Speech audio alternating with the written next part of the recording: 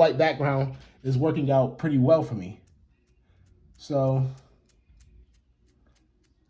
now I have a universe effect within my male figure. I'm going to do something similar for the female figure, except switch up the color flow. I'm going to go with more reds for the female figure. So I'm going to dab along some red on the arm so that you can tell the difference between the arms. I'm going to dab along some red along her face since we weren't able to see the shape of her face earlier, so we'll make it more refined now. Dab along some red towards her lower region. Dab along some red in her torso, a little bit in the breast. Random areas. So now I got red dabbed along. Now I'm going to wipe that excess paint off, and I'm going to add some white to that. Now we got reds and whites. The trick is to not make this entire thing pink as we add this red. You want just a little bit of white, add it to the red to complement it. Those different little areas of white are going to stand out, but you want to be able to still see the red, because the red on that black is very powerful. If you notice, it sticks out pretty hard.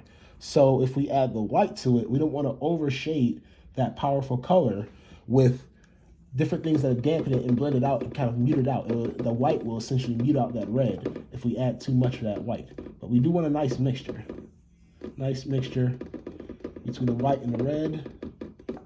I'm going to get a little bit on the arm as well. And make sure I dab that together pretty good.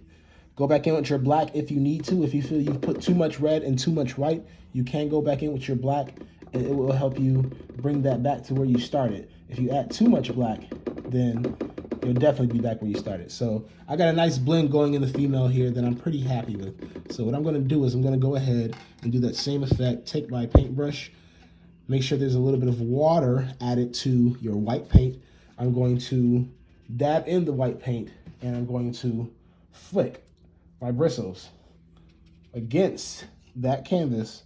Again, being careful where I'm flicking, but hold it close and flick it, and it's going to give us those spider effects. Now, you also have a sponge brush in your kit.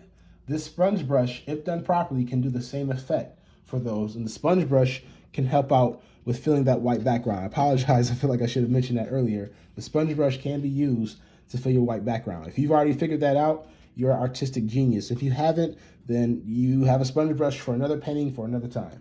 So again, even if you're not using any of my kits and you just stumbled upon this video, that's fine. You can just utilize what I said in those steps to get a very similar result. Let's see, so I'm gonna add a little bit more water. I wanna add a couple more stars to my female figure. I wanna make her very pronounced. Now, with those stars blending in with that background, I don't even have to make any touch-ups to my background. If this is another color, you may have to make some touch-ups if you're using a different background color. With my white background, I don't have to. The last thing I can do now is finish up the painting by adding different little bells and whistles. Like you can add maybe an outline to your bow. You can add some names to this painting. You can do whatever you like at this point. So I left space on your canvas between either the top and the side or the bottom, but find space on your canvas somewhere, and you can add different things like names, dates, you know, important dates, anniversary dates, whatever the case may be. You know, the painting is yours. Be as creative as you'd like. I'm just here to teach you a couple of cool tricks along the way. So with that being done, I'm gonna outline my bow. I'm a little bit wonky on the bow, but once my bow is outlined, then I'm going to go ahead and wrap this painting.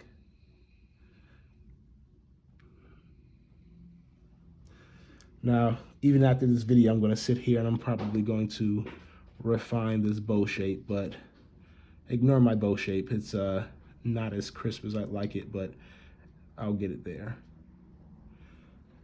So with that being done, you can add your own flair, names, dates, whatever you like. Make this painting yours, and then make sure you just initial your painting, and you'll be all set.